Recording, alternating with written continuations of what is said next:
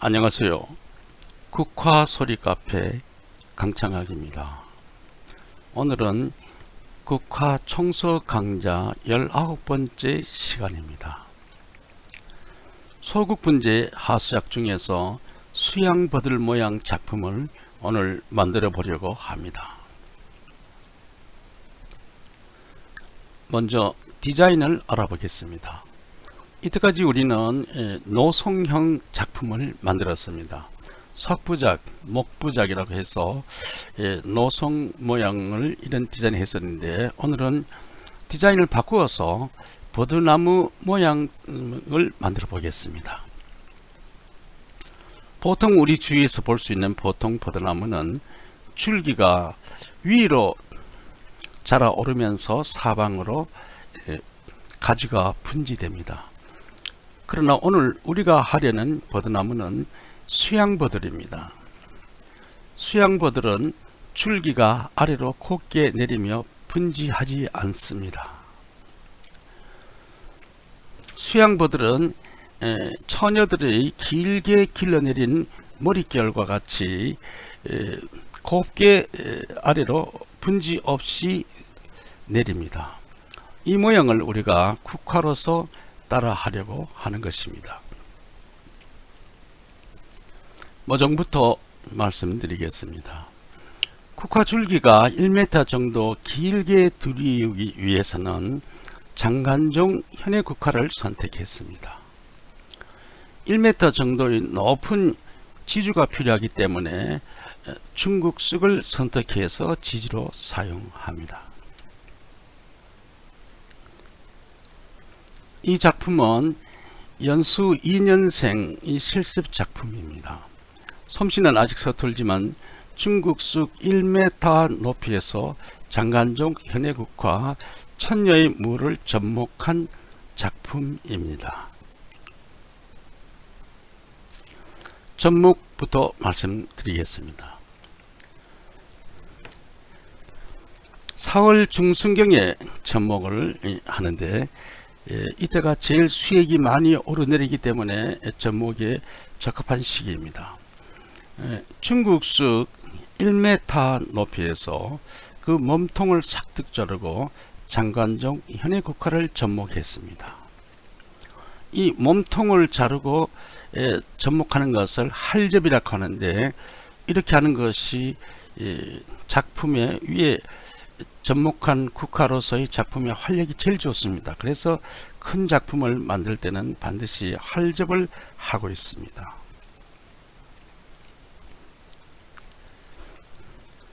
(4월달에) 접목을 했었는데 5월에 접목이 활짝 되었습니다.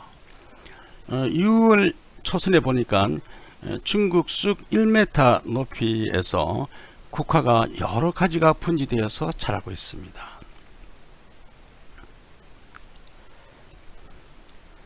이 여러 개의 가지를 다 쓴 것이 아니고, 그 중에서 건실하고 세력이 비등한 4개 정도만 선택하고 나머지는 모두 제거합니다. 이 4개의 가지 중에서 이 가지가 밑둥이 목질화 되기 전에 잎을 4~5마디 잎마디를 남기고 적심을 합니다. 적심하고 2주 후쯤 보면 마디마다 이렇게 여러 개의 싹이 많이 올라옵니다. 이 많이 올라오는 싹을 다 쓰지는 않습니다. 그 중에서 세력이 비등하고 건실한 가지를 15개에서 20개 정도, 예비 가지를 포함해서 20개 이하로 선택하고 나머지는 제거합니다. 7월 중순입니다. 장간종 현해국화가 줄기가 분지하지 않고 위로 길게 자라고 있는 것이 보입니다. 여기서 첨언할 것은, 일반 현해에서는 이 줄기가 길게 자라오르면서 가지가 많이 뻗어나는 이런 품종을 원합니다. 그래야 작품이 이루어지지만, 이와 같이 줄기가 길게 자라면서 가지가 나오지 않는 것은 현에서는 취급하지 않습니다. 작품을 만들 수가 없기 때문에. 그러나 오늘과 같은 수양버들형 작품에서는 줄기가 길게 자라면서 분지가 잘 되는 품종은 취급하지 않습니다. 작품을 만들 수가 없습니다. 이와 같이 줄기가 길게 자라면서 분지를 하지 않고 가지가 벌어지지 않는 국화, 이 국화가 이 수양버들형에는 알맞은 품종입니다. 참조하시기 바랍니다. 다음은 하수작업, 가지를 밑으로 내리는 작업을 하겠습니다. 이 작업이 이 수양버들형 작품에서는 키포인트입니다. 이 가지를 밑으로 내리는 그 솜씨에 따라서 이 작품의 우열의 관계가 좋고 나쁘게 우열의 관계가 되고 실패하고 성공하고 여기서 결정되는 것입니다. 8월이면 화분나 충동을 받기 때문에 줄기가 더 자라지 않고 주춤합니다. 이때 줄기를 밑으로 내리는 것입니다. 7월 25일 즉 7월 하순부터 8월 5일까지 그 사이에 수양버들처럼 국화 줄기를 아래로 곱게 내립니다. 내리는 방법은 가지에 알루미늄 선을 감아서 아래로 길게 내리고 끝을 적심합니다. 작업 순서는 밑에서 안쪽 가지부터 내리기 시작해서 그 다음 바깥쪽으로 나오면서 위쪽으로 올라가면서 작업을 합니다. 이 순서가 틀리면 난작업이 옵니다. 이 내리기 순서를 지켜서 해야 좋은 작품을 만들 수 있고 작업이 순조롭습니다. 이렇게 해서 들여진 가지가 사방으로 골고루 펼쳐서 겹쳐지지 않도록 합니다. 그리고 너무 많아서 겹쳐질 때는 예비가지를 튼튼하고 긴 예비가지 몇 개 외에는 모두 제거합니다. 가지 내림이 끝나면 가지 끝을 전부 일제히 적심을 해서 마디마다 이 쌍눈이 나올 생기를 촉진시켜 줍니다.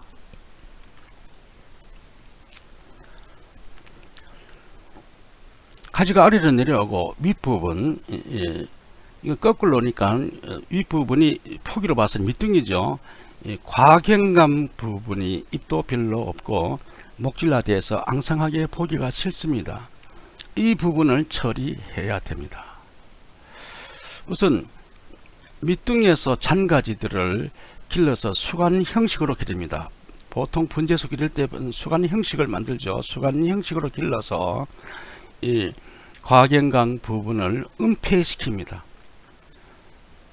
이렇게 하면 좋은 작품을 만들 수가 있습니다. 다음은 동시개화 조절.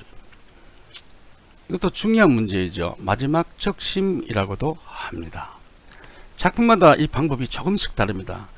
여기서도 국화 가지가 거꾸로 메어 달려 있기 때문에 아래쪽이 초질성입니다. 위쪽이 목질성입니다. 그럼 국화꽃이 피는 것은 초질성에서부터 목질성으로 피어 올라갑니다. 적심은 꽃이 피어 올라가는 반대로 목질성에서부터 아래로 적심해 내려갑니다. 적심 일정은 위에 목질성인 윗부분에서부터 8월 10일날 1차 적심하고 그 아래를 8월 15일날 2차 적심, 제일 아래는 초질성이니까 8월 20일날 3차 적심, 이렇게 5일 간격으로 3회에 나누어서 위에서부터 아래로 내려가면서 적심을 합니다. 8월 15일부터 단일 기간으로 진입합니다. 계절적으로 이때부터 남쪽이나 북쪽이나 비등합니다. 그러면 국화는 화분화를 받아서 마디마다 꽃망울 생성 운기가 돌기 시작합니다. 긴 줄기 마디마다 꽃망울이 생성된 준비가 되어 있단 말이죠. 이때 윗부분에서 가지가 조금 길게 몇 센치, 한 4, 5cm 되도록 나와 있는 것도 있고 나오기 시작하는 것도 있습니다.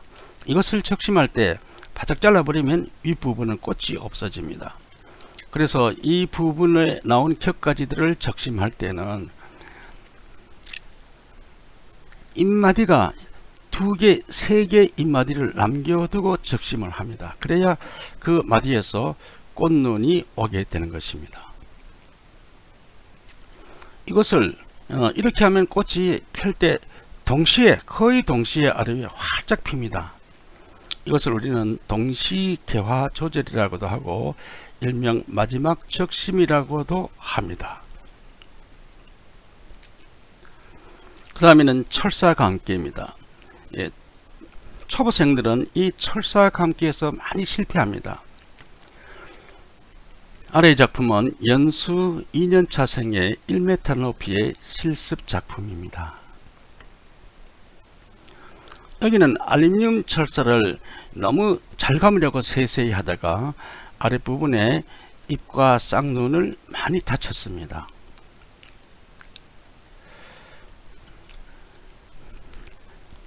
알루미늄 철사를 감으면서 잎에 철사가 걸리지 않으려고 꼼꼼히 감으면 1m 길이의 긴 가지에 긴 줄기에서는 잎과 싹이 많이 상합니다. 이렇게. 그렇기 때문에 긴 줄기에서 알루미늄 철사를 감을 때에는 몇 개의 잎과 쌍눈이 철사에 걸리더라도 무시하고 단숨에 감아내려야 실수가 적습니다. 참조하시기 바랍니다. 그 다음 철사 풀기입니다. 이 철사 감을 때도 어렵지만 풀기도 어렵습니다. 하는 과정에 감고 풀기가 쉽죠. 쉽지만 하고 나서는 보면 여러가지 애로사항이 있고 실수가 많이 있습니다. 이 작품도 2년차 연수생의 1m 높이의 작품입니다. 그런데 철사 풀기를 잘못해서 알루미늄 철사를 잘못 풀어서 꽃망울이 많이 아랫부분이 낙화가 되었습니다. 1m 이상의 긴 줄기에서 알루미늄 철사를 풀려면 철사를 중요하게 생각하지 말고 풀어서 다음 쓸 이런 생각을 하지 말고 가위로 알루미늄 철사를 듬성듬성 자릅니다. 잘라놓고 풀면 실수가 거의 없습니다.